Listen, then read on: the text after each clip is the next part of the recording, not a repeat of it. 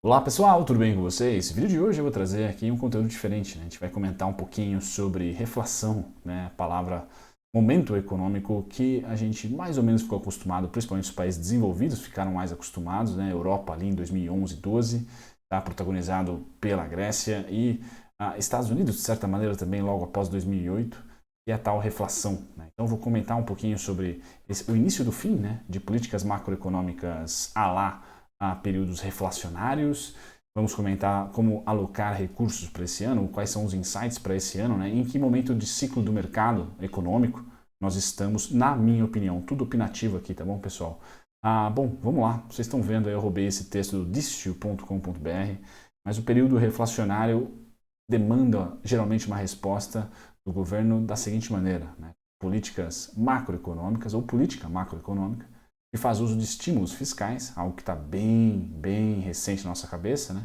Desde 2008 pelo menos, ou monetários para fomentar a produção e aquecer o mercado de consumo do país, tá? Como combate de um fraco crescimento, de um período de dívida do seu ciclo mais longo intenso, tá? Talvez às vezes até depressão o país passou, tá? Não só um período de crescimento baixo econômico ou recessão. Tá? Inflação é a resultante, pessoal, de uma retomada acelerada da economia após, tá, o governo ter feito políticas macroeconômicas expansionistas, né, fiscais ou monetárias de maneira expansiva.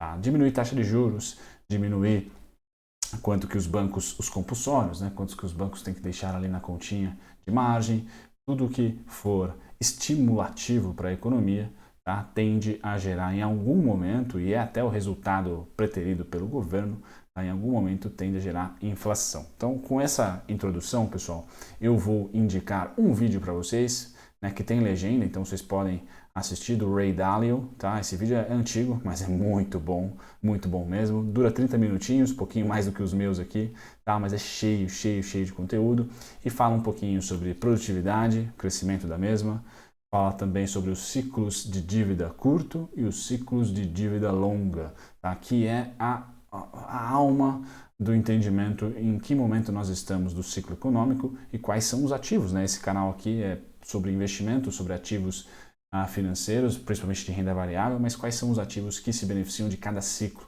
tá? Tendo em mente essas três variáveis, né? Produtividade, tá? A dívida de curto prazo dos países e a dívida também, o ciclo da dívida de longo prazo. Pois bem, pessoal, então eu vou deixar na descrição esse vídeo para vocês, que é muito bom mesmo, tá? Bom, aqui eu vou trazer um slide em inglês, mas eu vou resumir, né, vamos assim dizer, 4 ciclos econômicos. Quem gosta do Howard Marks, ele tem um bom livro sobre isso, tá? Que é Dominando os Ciclos de Mercado. Mas vamos lá, né? A grosso modo, um ciclo de expansão, crescimento econômico, um ciclo de desaceleração, tá? Depois uma recessão, que não necessariamente precisa ser uma depressão, tá? A recessão é só quando o crescimento de fato é pequeno, a inflação também é pequena. Nós temos aí um período da dívida de curto prazo sendo ali maior, né? O crescimento dela sendo maior do que a produtividade, do que o crescimento econômico. Então é normal, tá, termos recessões, por isso que quando há recessão o governo tem que ter na manga, tá, a possibilidade de diminuir, de cortar a taxa de juros para combater, para estimular a economia, diminuir o compulsório para estimular a economia. Tá? Talvez imprimir um pouquinho de dinheiro, mas não muito. Tá? Tem que sempre ser, né, a mesma atitude que uma vez, ou se tomada da maneira correta, é remédio, com a intensidade errada se transforma em veneno. Tá? A impressão de dinheiro é isso. Tá bom, pessoal? Dívida é isso. Crédito é isso. Gerar crédito. Hoje o mundo tem muito mais, a economia tem muito mais crédito. Tá? Se eu não me engano, nos Estados Unidos é algo em torno de, sei lá, 80 tri de crédito e sei lá quantos, menos de 10 tri de dinheiro. Tá? Então é muito mais crédito nossa economia hoje do que dinheiro, por isso que talvez liberais mais ortodoxos estão apanhando aí nos últimos anos para falar sobre inflação. Né? Nesse momento temos a tal inflação, então eu acho que quem é mais ao lado liberal da economia vai estar realmente com bons argumentos sobre política monetária expansionista gerar de fato inflação. Tá? Mas voltando aqui, pessoal, e tendo foco, tá? O que eu quero comentar, o que é importante para nós, né? Pensando em alocação de recurso para 2022. Tá? Eu, na minha opinião, é um vídeo opinativo aqui, né? Porque eu não sou economista, pessoal, aprendo junto com vocês aqui explicando esses vídeos. Os países em desenvolvimento, Estados Unidos, vamos colocar aqui, tá nesse período atual, em 2021, tá? E em 2022. Segundo semestre de 2021 e 2022. Enquanto que em 2020 a recuperação era o processo que ele estava, tá certo? Todo mundo tiveram recessões, a recessão, tá, de 2020 devido à crise, certo? E rapidamente, devido aos estímulos fiscais que vêm de políticas reflacionárias, tá certo? Já está no playbook, vamos assim dizer, dos grandes bancos centrais e do governo, tá? Injetar liquidez no mercado. Uma vez que o Banco Central ele compra títulos públicos, pessoal, pensem que o Estado, o governo não pode criar dinheiro. Quem cria dinheiro é o Banco Central, certo? Uma das maneiras do Banco Central, entre aspas, criar dinheiro para que o governo possa repassar com auxílio-desemprego, possa repassar com os cheques que foram enviados, com auxílio emergencial, com todas as políticas sociais e de estímulo, há necessidade do Banco Central trabalhar junto com o governo. Então o Banco Central vai lá e compra títulos públicos. Ao comprar títulos públicos, ele pede do governo papel, tá? Papel do título e dá em troca o dinheiro. E com o dinheiro, o governo pode então ser expansionista, certo? Legal. Então só essa dinâmica rapidinho para vocês. Então o mundo hoje desenvolvido está muito mais para essa parte de expansão, tá certo? Dentro desse caminho de expansão, vocês podem ver à direita aqui, ó, que tem PIB crescendo, tá? E inflação crescendo. São duas coisas que estão em aumento agora, tá? E o que é legal para alocar recurso aqui? Ações, tá? Não títulos públicos, isso no mundo desenvolvido, tá bom, pessoal? Calma que a gente já chega lá, no Brasil, por hora, tá? E commodities, tá? Sempre que houver inflação, pessoal, tá? Principalmente nos países desenvolvidos, ou seja, nos países que importam commodities, vai ser positivo para o mercado de commodities. Tá? Então, inflação, na verdade, é positivo para commodities de maneira geral, principalmente inflação, tá? Nos países importadores de commodities. Então, pensem que neste momento, tá? Quem está lá nos Estados Unidos aloca o seu recurso, se for fã aqui desse ciclo econômico, ele vai alocar os recursos em países emergentes, principalmente países que exportam, ou empresas, né, vai alocar o seu recurso em empresas em países emergentes que exportam commodities. Por quê?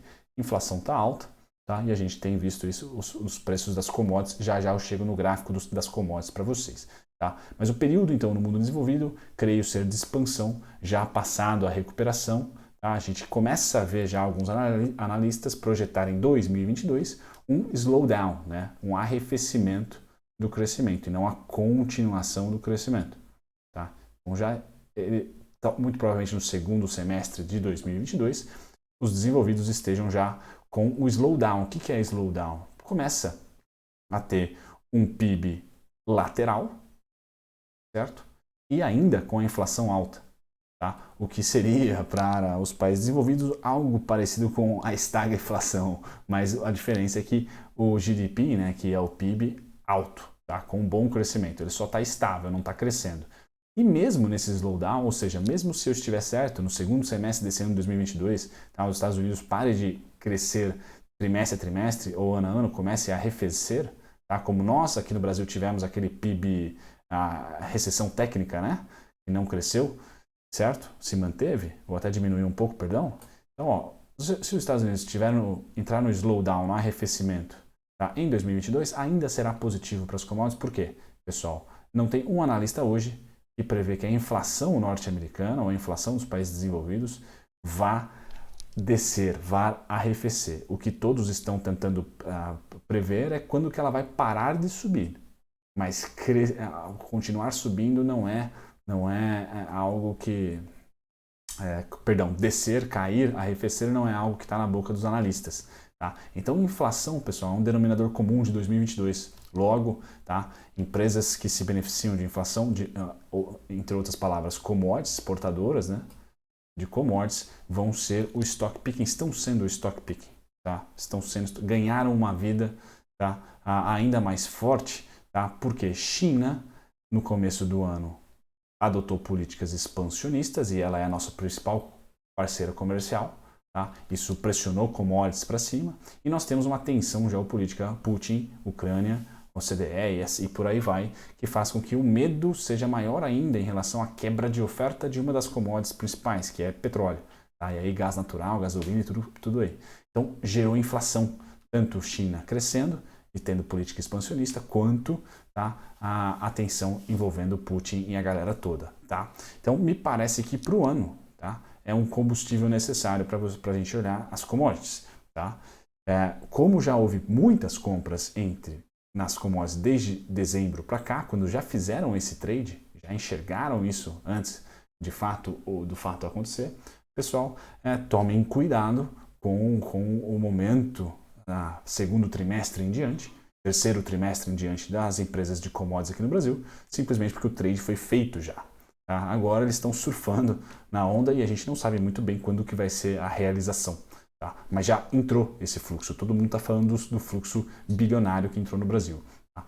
Enquanto agora a gente fala do Brasil, nós estamos em um período que está mais à frente aqui, ó, na setinha do slowdown. Tá? Já estamos no slowdown, só que não necessariamente a gente precisa entrar na recessão, tá? Direto. A gente torce para que não entre, tá? Torce para que pule já para a recovery, para a recuperação. Então a gente tem essa inflação alta, tá? E o crescimento estagnado e até com uma recessão técnica. Tá? Então a gente está nesse momento aqui, pessoal, onde as ações caíram muito, os títulos públicos outrora, pessoal, já não estão negativos, estão bons. Por quê? A política monetária foi muito rápida. Então aqui o erro está aqui. Ó. Então, para o Brasil, os títulos ficaram muito bons. Tá? Ficaram muito bons mesmo. Tá? Essa é a única diferença. Então me parece que o trade correto foi títulos públicos e no final do ano commodities de novo. Tá? Qual que é o insight que eu dou, pessoal? Se nós tivermos uma recessão longa, tá? Não tem insight para dar, continua sendo título público. E se inflação for denominador comum no mundo desenvolvido, as commodities vão performar muito bem. Então a bolsa não vai representar o nosso PIB, jamais representou, mas ainda mais nesse momento. Se nós aqui no Brasil tivermos recessão e o mundo estiver diminuindo o crescimento, a inflação vai estar alta por lá ainda e aí as commodities vão performar bem. Então, commodities, denominador comum para 2022. Tá? Títulos públicos nem tanto, tá? Porque nossa política monetária está muito contracionista, deve subir mais 1,5 na próxima reunião, o que faz com que os pós-fixados já fiquem um pouquinho perigosos. Tá? Porque nós estamos próximos de um pico, aí, ou pelo menos a política monetária está forçando isso a todo jeito. Tá? Legal. E se o mundo está entrando para o slowdown, tá? Vai também arrefecer preço de inflação, tá? Em países emergentes, porque crescendo menos, eles vão comprar menos commodities. Tá? Mas ainda assim tem um fôlego, por isso que eu falei, commodities é um fôlego. Esse trimestre, esse semestre, não sei. Tá? Mas ganhou um fôlego e o trade foi iniciado em dezembro, não sei até quando vai continuar. Tá? Quando a gente virar, pessoal, para crescimento de PIB novamente, tá? Se a gente tiver um crescimento de PIB novamente e a inflação começar a estabilizar, tá? É quando eu trago os gráficos macro para vocês que eu falo, olha, small caps começam a ser interessantes, os títulos pré ainda serão interessantes, porque a inflação está começando a arrefecer, logo a taxa de juros ainda deve estar alta, tá? E as commodities vão perder força, por quê? A recessão faz diminuir o consumo.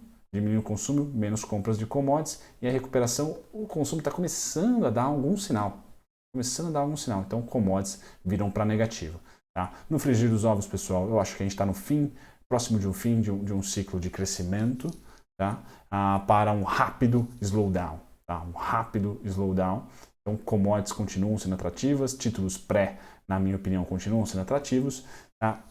Agora a gente vai descobrir se vai ser no segundo semestre ou se vai ser só em 2023 e teremos aí ações cíclicas, ações de crescimento voltando no radar. Tá? Em um momento de estagflação ou em um momento de baixo crescimento, tá? A melhor coisa a se fazer em renda variável, pessoal, é ir para índice financeiro, para os bancos, é ir para a utilidade pública é ir para empresas que não dependem de crescimento econômico e que têm defesas contra a inflação ou contra a taxa de juros. Então, bancos, elétricas, as empresas de saneamento básico, você também pode ser um pouco mais agressivo e ir, por exemplo, para concessões, como uma Camargo Correia, uma Eco Rodovias, tá certo? Concessões rodoviárias. Certo, pessoal? É isso. Finalizo o vídeo aqui para não ficar muito longo, tá? 15 minutinhos. Esse, pessoal, o gráfico que vocês estão vendo, eu vou dar uma super sublinhada para vocês enxergarem qual é o ciclo do índice de commodities gerais feita pelo Goldman Sachs, tá? Então isso aqui é um gráfico do Goldman Sachs que condensa várias commodities, tá certo? E eu vou trazer aqui todos os ciclos que esse gráfico teve de precificação.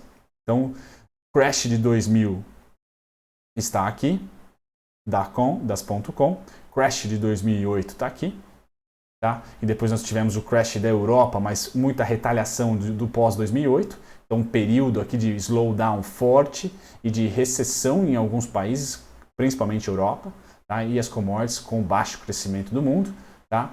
Caíram bastante. Quando estavam se recuperando, veio 2020. Bom, tá? 2020 aqui, queda das commodities repentina, tá? E aí toda a inflação que 2020 trouxe, favorecendo as commodities, tá? Importante salientar que o ciclo que nós estamos agora, ou a região que nós estamos de preço, tá? Ou de ciclo realmente, porque o gráfico também reporta os ciclos, tá? É de topo histórico, tá? Topo de 2008, topo de 2012, e se você tiver alguma semelhança ou notar alguma semelhança desse gráfico com o Ibovespa, tá? Quando a gente coloca o Ibov, tá? Fica praticamente elas por elas, tá certo? Praticamente elas por elas. Tá? A única diferença é que o Ibov tem melhor rentabilidade de 2016 para cá, tá certo? Mas é bem parelha, assim, bem parelha. A queda aqui de 2012 a 2016 foi mais brusca para as commodities. O Brasil ainda tem um setor financeiro. Tá? Então, acho que um bom contrassenso para se defender de uma possível estabilização ou de até queda das commodities, pessoal, é a gente entrar, e eu venho falando isso já há algum tempo, entrar aqui com muito carinho, né? Perceber com muito carinho o IFNC. Tá? O IFNC, para mim, é o cara que pode, e foi, na minha opinião, o responsável, né? Vou pôr ele de verdinho aqui, foi responsável por segurar a rentabilidade do Ibovespa muito positiva durante a queda brusca das commodities que nós tivemos de 2008 para cá, mas principalmente de 2011 até 2016. Tá? Então o IFNC é o verde, que muito se assemelha ao Ibovespa, e ele ajudou a empurrar o Ibovespa para cima já em 2016. Certo, pessoal? Então esse é o insight do vídeo que eu tenho para vocês. Eu finalizo aqui com o gráfico também. Esse não é do Goldman Sachs, esse é do JP Morgan, é do MSCI, né? O JP que faz esse gráfico, que é dos países emergentes, tá? Países emergentes, aqui é um contrato futuro de países emergentes. Tá? E o Brasil, veja como o Brasil descolou, né? Os emergentes aqui, todos condensados, Índia, China, Rússia, Brasil, tá? Argentina, todos condensados aqui, fazendo esse movimento, enquanto que quando a gente compara com o Ibovespa, tá?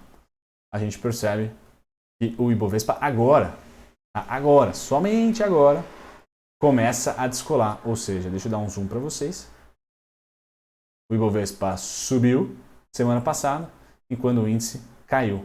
Tá? Então é um raro momento que a gente tem um descolamento do Ibovespa em relação a esse índice, tá certo? Dos emergentes. Então o real se valorizou bastante nas últimas semanas, mas principalmente, né, na última semana. Vejam aqui que a gente tem um spike para cima, linha laranja, enquanto o índice continua a cair. Tá? Insights para vocês, pessoal, ficarem de olho aí no índice de utilidade pública, que eu venho falando, e também financeiro, e um pouquinho de economia, né, de ciclos econômicos e o que alocar em cada ciclo. Tá? O que alocar em cada ciclo eu acho que é muito legal vocês olharem de maneira macro. Lógico que quando a gente fala em equities, né, fala em ações, tem os setores, tá? E eu dou a trela para vocês que bancos me parecem ser o mais seguro para um período atual. Tá? Mesmo que as ações de crescimento tenham dado o ar da graça, a tendência de alta deve ir para a utilidade pública, deve ir para o índice financeiro. Tá? Não deve ser generalizada na bolsa, e as commodities, certo? Se continuarem a subir, tá? Vão gerar grande inflação no mundo, o que deve ser combatida com políticas monetárias fortes. se há políticas monetárias já hawk no mundo, tá? Contracionistas no mundo desenvolvido, no médio prazo, commodities devem arrefecer pelo simples fato de política monetária de subida de juros conter crescimento. É para isso que ela é feita. Tá? Contém crescimento, cai commodities. Tá? É legal ver esse movimento aqui ó, do índice de commodities pós-crise. Ela tem uma recuperação forte devido aos estímulos fiscais, igual 2020 também fez assim, ó, recuperação forte. Tá? E aí tem uma estabilização. Então é esse período de estabilização, devido às políticas irem mudando, né, monetárias principalmente, pós-estímulos, é essa estabilização que eu procuro. Tá? Agora, se você acha que a inflação vai continuar nas alturas, pessoal, certo? Então esse gráfico vai voar para cima aqui, vocês não tenham dúvida. Beleza? É isso, eu vou deixar o vídeo do Ray Dalio na descrição. Um grande abraço, pessoal, até o próximo vídeo.